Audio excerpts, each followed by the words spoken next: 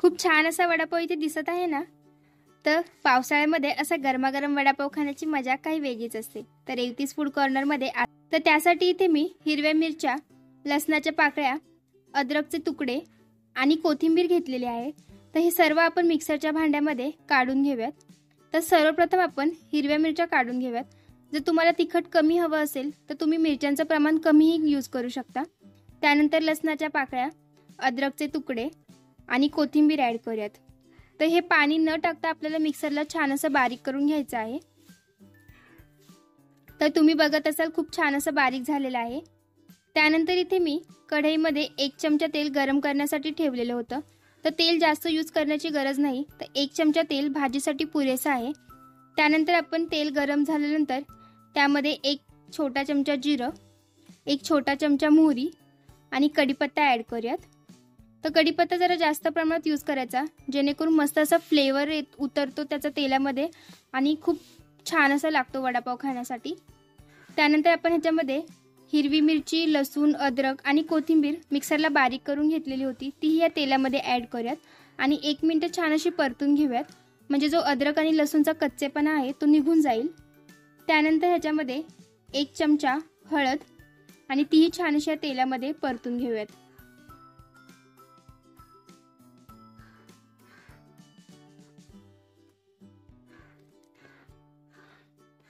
इथे मी 5 ते 6 बटाटे उकडून त्याच्यावरचे साल काढून घेतलेले आहेत आणि चांगले स्मॅश केलेले आहेत.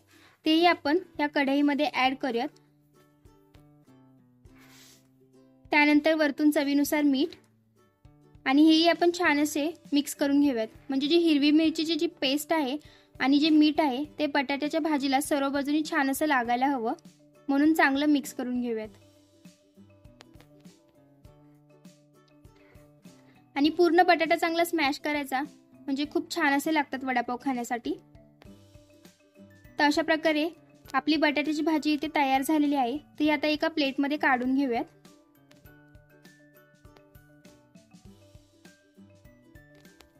तर इथे आपण बटाट्याची भाजी प्लेटमध्ये काढून घेतलेली आहे. तर ही थंड होण्यासाठी साईडला ठेवून देऊयात. आणि त्यानंतर इथे मी एक टोप घेतलेला आहे. तर टोपामध्ये आपण 1 वाटी चाळलेलं बेसन पीठ ॲड करूयात. त्यानंतर चवीनुसार मीठ. तर मीठ तुम्ही कमी प्रमाणात यूज करा, कारण की आपण आधी बटाट्याच्या भाजीमध्ये मीठ ॲड केलेलं आहे, त्यामुळे वडापाव खाताना खारट लागायला नको, म्हणून मीठ थोडंसंच ॲड करा. त्यानंतर पाव चमचा हळद आणि हे आपण छान असं मिक्स करून घेऊयात. तर ह्याच्यामध्ये सोडा वगैरे टाकण्याची गरज लागत नाही, कारण की सोडा टाकल्यामुळे काय होतं, जे वडापाव आहेत ते नरम पडतात आणि तेलही जास्त शोषून घेतात, त्यामुळे सोडा अजिबात टाकू नका. तर अशा प्रकारे आपण ह्याच्यामध्ये थोडं थोडं करून पाणी ॲड करूयात आणि या बेसनाच्या सर्व गुठळ्या काढून घेऊयात. तर अशा प्रकारे तुम्ही बघत असाल मी थोडं थोडं करून पाणी ॲड केलेलं आहे आणि सर्व बेसनाच्या गुठळ्याही निघालेल्या आहेत आणि मस्त अशी कन्सिस्टन्सी तयार झालेली आहे. तर अशा प्रकारचं बॅटर तयार करून घ्यायचं आहे वडापावसाठी. त्यानंतर आपली बटाट्याची भाजी इथे थंड झालेली आहे. तर आता आपण ह्यातला एक छोटासा गोळा साईडला काढूयात आणि ह्याला आकार देऊयात. तर तुम्ही बघा मी कशा पद्धतीने ह्याला आकार देत आहे. तर सर्वप्रथम आपण ह्याचा गोलाकार तयार करून घ्यायचा आणि गोल तयार झाल्यानंतर ह्याला आपण प्रेस करायचं अशा पद्धतीने आणि प्रेस केल्यानंतर पुन्हा हाताच्या साहाय्याने आपण ह्याला मस्त असा एक गोल तयार करून घ्यायचा.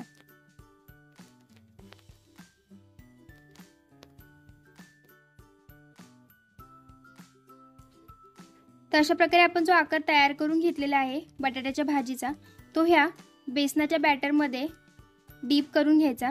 तर पूर्ण चांगलं डीप करून घ्यायचं सर्व बाजूंनी, म्हणजे जे बेसनाचं पीठ तयार झालेलं आहे ते सर्व बाजूंनी ह्या ज्या बटाट्याच्या भाजीला ते लागायला हवं. त्यानंतर इथे तेल गरम करण्यासाठी ठेवलेलं होतं. तर तेलही छान असं गरम झालेलं आहे. त्यानंतर आपण हे वडे ह्याच्यामध्ये तळण्यासाठी सोडून देऊयात. तर एका वेळी तुम्ही 2 ते 3 वडे तळण्यासाठी सोडू शकता आणि एका साईडने छान असे भाजून घ्यायचे 1 ते 2 मिनिट, म्हणजे ते मस्त असे कुरकुरीत लागतात खाण्यासाठी.